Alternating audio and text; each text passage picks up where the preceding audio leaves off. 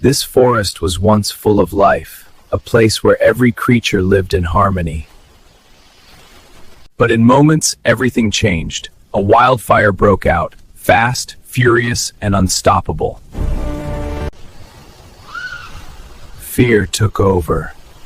The forest turned into chaos.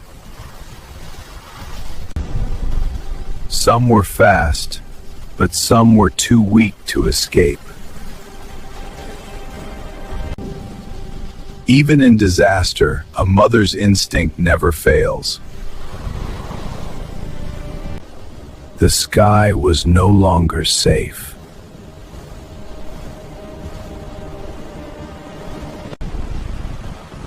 When hope seemed lost, heroes arrived.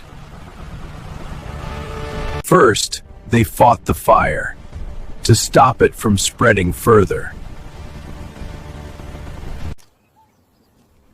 Saving giants required courage, care, and precision.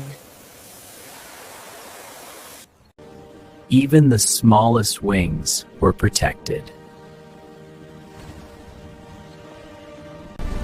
They were taken to safety, away from danger. The forest was wounded, but life survived.